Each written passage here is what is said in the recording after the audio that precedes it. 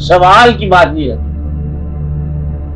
کہ عام طور پر مطلب یہ طلب جو ہے وہ ساری طلب ختم ہونے کا نام ہے. دیدار کا مطلب کیا ہے؟ طلب ختم ہوگی، اب مانگنا نہیں ہے. جنت میں جا کے کوئی شخص اللہ کے روبرو ہو کے کچھ سوال کر دے کہ جناب میں تو چیزیں چھوڑا ہوں پیچھے دنیا میں، وہ میرا سامان منگوا دو. نہ وہ اللہ ہے، نہ تم بندے ہو، نہ وہ جنت ہے. یہ تینوں باتیں آپ کے اندر دیکھیں. اللہ ہے تو پھر وہاں سوال کی بات نہیں، دیدار ہے. بندہ ہے تو پھر دنیا کی خواہش کی بات نہیں ہے کہ یہ تو کوئی اور شے ہے کہ یہاں ہماری چیزیں رہ گئی 2-4 چیزیں نا. تو جنت کا مطلب کیا ہوا؟ جنت میں جانے کا ایک تجربہ ہے.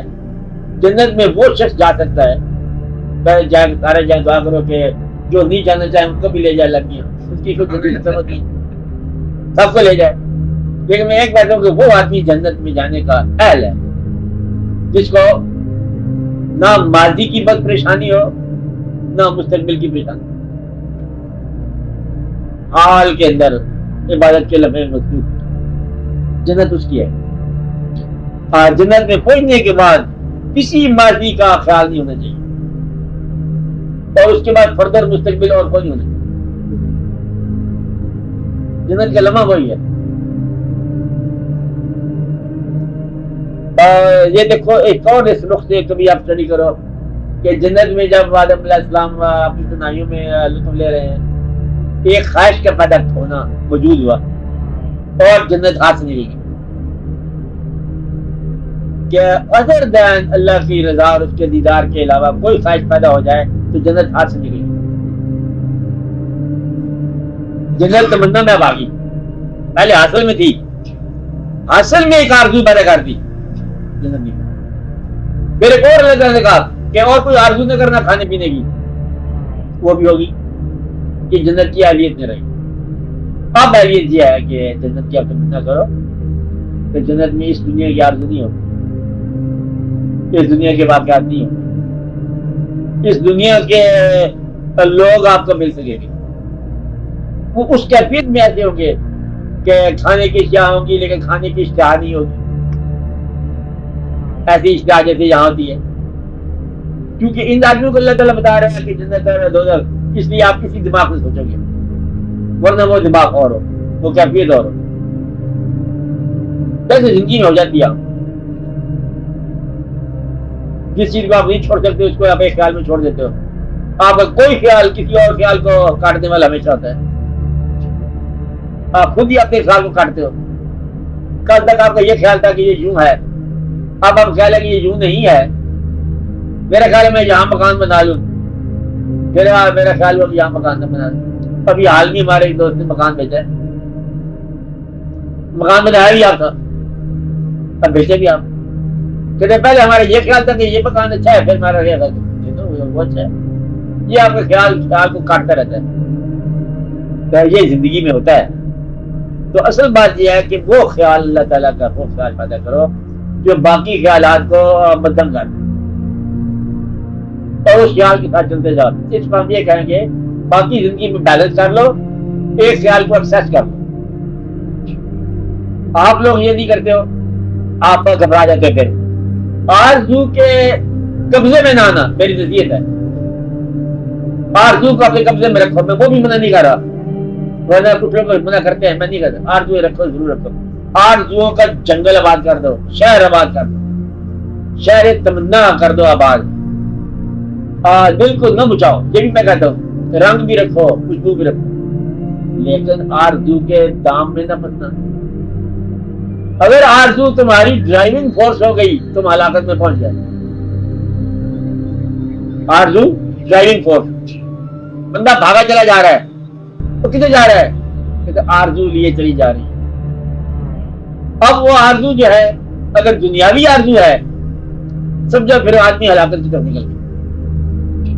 یہ آرزو بدلنے والی اگر ہے، دنیاوی وہ ہوتی ہے جو بدلتی رہتی ہے رنگ اپنا، کہ آج ہم مکان کے پیچھے جا رہے ہیں، کل سامان کے پیچھے جا رہے ہیں. یہ آرزو ہے، یہ بدلنے والی آرزو جو ہے، اس کے قبضے میں آنے والا انسان جو ہے وہ بڑی اذیت میں ہوتا ہے. کہتا آج کیا مسئلہ ہے؟ کہتا آج سے مسئلہ ہے، اور وہ آج وہ ہے، آج وہ زمین کا مسئلہ ہے، خان کا مسئلہ ہے، آج وہ مزاج کا مسئلہ ہے، وہ ناراض ہو گیا، وہ یہ ہو گیا، ہزار واقعات۔ یہ ہے آرزوؤں کے فریب میں آنا۔ آرزو کا سوار ہو جاؤ۔ ایک آرزو ہے، پوری ہو تبھی کامیاب ہے ہم، نہ پوری ہو تبھی کامیاب ہے، نہ پوری ہو پھر کیسے کامیاب ہے؟ کہ نیک آرزو میں مرنا ہی نیکی ہے۔ اچھی آرزو کا مطلب بیٹھی ہوئی ہے کہ لہذا آرزوؤں کو نکالو دل سے، اور جنت جو ہے کثرت آرزو سے بچنے کا نام ہے۔ حال کے لمحے کی سرشاری ہے جنت، سرابی ہے۔ اپنے حال پر مکمل راضی ہو جانا جنت سے کام نہیں ہے۔ دوزخ ہے اپنی کسی بات کو ناپسند ہمیشہ کرتے رہنا، ہر بات۔ خواہشات کا انبار دوزخ بن جاتا ہے۔ الاؤ ہوتا ہے، الاؤ آگ ہوتی ہے یہ خواہشات کا الاؤ، اور کبھی پورا نہیں ہوتا۔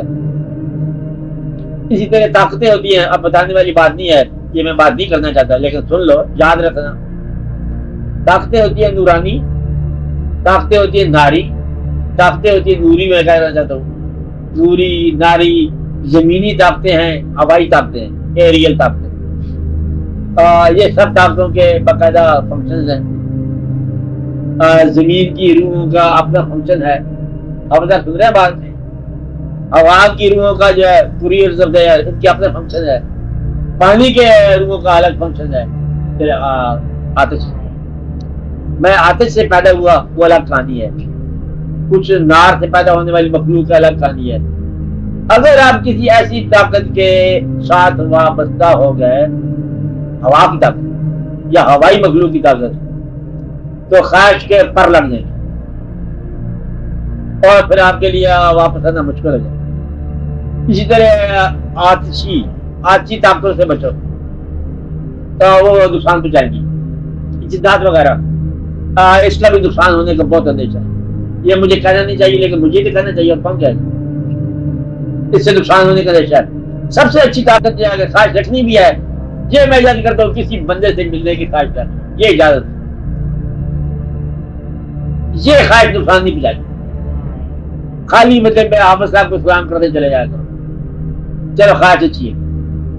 اشیاء کی خواہش جو ہے یہ نقصان پہنچائے گی، موکلات کی خواہش آپ کو نقصان پہنچائے گی، جنات کی خواہش آپ کو نقصان پہنچائے گی، مستقبل بینی کی خواہش یعنی دیکھنے کی خواہش یہ نقصان پہنچائے گی، ماضی کی حسرت کی خواہش نقصان پہنچائے گی، جھوٹی قسم کھانے کی خواہش نقصان پہنچائے گی، کسی انسان کو غلط پریمیسز میں کنونس کرنے سے نقصان پہنچے گی۔ یہ بڑا مشکل سوال ہے جو میں نے کہا جی، غلط ماحول میں کنونس کر دو اپنی قوت خیال سے، قوت بیان سے، اور اپنے قوت بازو سے بات کر، کہتے ہیں دیکھو میں یہ تمہارے ساتھ مسئلہ وعدہ کر رہا ہوں، یہ جھوٹا وعدہ ہے، حالانکہ وہ سچ بول کے کر رہا ہے، تو کر رہا ہے۔ قسم کو استعمال کرنا جھوٹے وعدے کو قائم رکھنے کے لیے یا جواز پیش کرنے کے لیے، اللہ کو استعمال کرنا جھوٹ کو قائم رکھنے کے لیے، یہ سزا ہے۔